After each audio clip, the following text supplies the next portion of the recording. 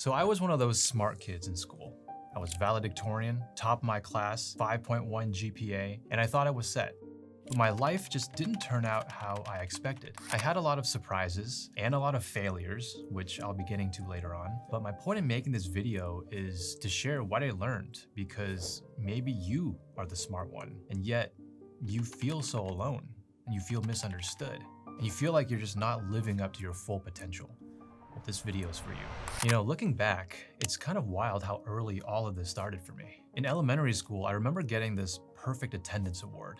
Basically, if you don't miss a single day of school, then you get this award. And my teachers and my parents, they would tell me what a good student I was, and it felt good. And these small achievements just kept stacking up over time. Like, I remember getting awards for Math Olympiad and awards for reading the most books in my class. And every time people would tell me, wow, look how smart you are. But I guess I took it in a very unhealthy way, because over time, I started thinking of myself not just as the smart kid, but also needing to protect this image of being the smart kid. Like, I remember getting one of these awards and not really feeling proud of myself, but more so feeling relief. Like, okay, I'm good, I'm protecting my image. And that became a pattern really early on in my life. Success wasn't exciting anymore. It was just pressure. It was another box to check, another part of the image that I had to keep up. And it got worse in high school. I wasn't just chasing grades anymore. I was curating this perfect student persona. In high school, I took 12 AP classes, and I'll admit it was really tough. But I couldn't show that. I had to show that I was a well-rounded person. I had it all, right? I had varsity sports, ASB, had a girlfriend, taken all these AP classes, and I needed to check all these boxes, or else my image just wouldn't look complete. It was all about looking like the guy who could do it all and effortlessly. Like, I remember sometimes literally pretending like, oh, I didn't study for that test at all. Like, look at me, I'm so cool, I'm so smart. But that was all just me keeping the image, right? The only way to impress people was to make it look easy. But the whole problem here is that my identity was that things had to come easy to me. That's what it had to look like to people. And so I actually had no room for failure. That was actually really unhealthy for me, because I had no idea how to deal with failure. I remember one time I got a B+ in physics. It was just a B+, but I lost it. I was so crushed, because in my head, it wasn't just a B+, it was a crack in the identity that I had spent my entire life building. And so I stopped trying things that didn't guarantee success. I avoided new challenges, because if I struggled, it would expose me. So when I was about 16 years old, I made the decision to become a doctor. And I'm not gonna lie, a big factor in that was the prestige. And it's kind of funny, because so many Asian kids growing up, they're pressured by their parents to become doctors, and they rebel against it. But for me, no one really had to push me. I pushed myself. I wanted to become a doctor. And yes, I did love the science and the medical fields, but part of it was also thinking that becoming a doctor is just what the smart kids do. It's basically the ultimate validation of being the perfect student. And if I don't become a doctor, then maybe I'm not a smart kid. And looking back at this time in my life, I was miserable. I felt misunderstood. Some of my peers actually resented me for being such a tryhard. Even some of my teachers were annoyed at me. But I couldn't stop. I thought if I let go of that image, even for a second, that I'd lose everything that made me valuable. And that's how this gifted kid identity really formed for me. It wasn't just about grades.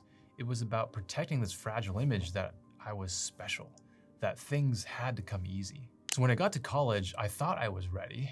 I mean, I'd been the perfect student all my whole life, right? But the truth is, I was as nervous about college as anyone else. And I didn't want to put myself outside of my comfort zone in case I failed. I remember some of my friends signed up for these advanced anatomy and biochemical engineering classes, all these hardcore, difficult courses. And honestly, those classes sounded interesting to me.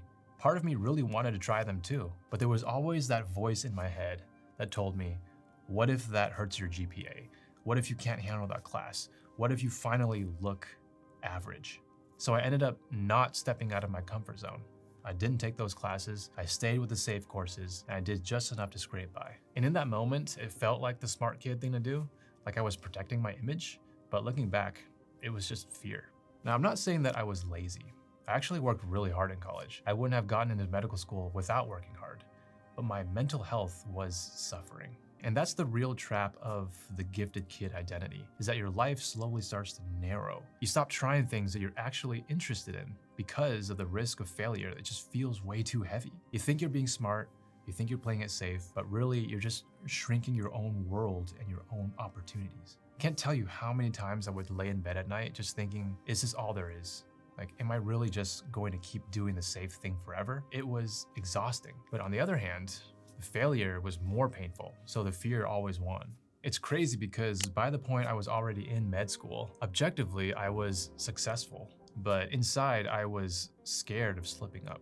And the irony here is that the kids who I'd call average were the ones who actually had to struggle earlier on in life. They had to learn how to be persistent, how to deal with failure. By this point, they had learned how to be tough and resilient. Meanwhile, I hadn't failed enough in my life. I just wanted to avoid it. That was the cost of my identity. It kept me looking good on the outside, but it robbed me of personal growth on the inside. And maybe some of you feel that too, right? Maybe you've stayed on the safe path because it protects you. Now, at this point in my life, here is where things started to take a turn. For years, I wanted to make content. I was always curious about YouTube. Ever since I was a kid, I was obsessed with movies, and in my free time, I would edit videos, and I made so many videos, but I was always afraid to post them and show other people. And it was always that voice inside my head. What if people laugh at me? What if I look stupid? Or worse, what if I post a video and nobody watches it? Does that mean that I'm a failure? And everyone would finally see that I'm not so special. So instead of actually starting, I would just stay in my safe zone. I would just plan the videos, I would research the cameras, I would brainstorm like YouTube channel names. I even went as far as to create some videos, but I was always too scared to post them publicly. And to be honest, part of me thought I didn't need to post them. That was the lie that I told myself. Like I thought, oh, I could do this if I wanted to, but I was actually just too scared to find out. But then I made a small decision that ended up changing my life. I shared some of my videos with my patients. At this point, I was a doctor in residency training. I didn't post them publicly. They were set on private. These videos were just teaching medical topics. I thought, hey, maybe it can help them. And turns out my patients loved the videos. They told me they were helpful, they were practical, and they made their lives easier. And that little feedback gave me the first little spark of courage to think maybe putting myself out there isn't so scary after all. So then I decided to start publishing these videos publicly. And that's when the real fear started kicking in. I remember posting reviews on blood pressure cuffs, on supplements, on these little medical tools and devices, and almost immediately, I started seeing hate comments. Like people calling me a scam doctor, or saying that I was selling snake oil. And yeah, that hurt a lot. My ego wasn't ready for that kind of blow. But then I realized something, that those comments were actually rare. The overwhelming majority of comments were positive. People were telling me that I was helping them, I was making their lives easier, I was teaching them something that they didn't know. And when I looked at it from like an analytical standpoint, the math was obvious. The good far outweighed the bad. And so if the price I had to pay to be able to help people with my videos is to put up with a few bad comments, then yeah, I'll pay that every single time. And that was such an important realization for me, because it showed me that discomfort is worth it. That my fear of looking stupid was kind of a selfish way to think about it. It's not always about me. The thing I love so much about creating content is how much it can help other people. So if you're watching this and you've been stuck in that same loop of just planning and overthinking, but never actually taking action or starting, I know exactly how that feels. That was me for many years. Now, if you know my story, I worked as a doctor for a couple years while creating content on YouTube, and our YouTube channel started taking off. At that moment, I was at a crossroads. Either go all in on my job or go all in on my business. I was doing both full time and burning out really fast, so I had to pick one. And honestly, that was the hardest decision of my life. But I'm gonna focus on the most relevant aspect of that decision. Because being a doctor, it wasn't just a job.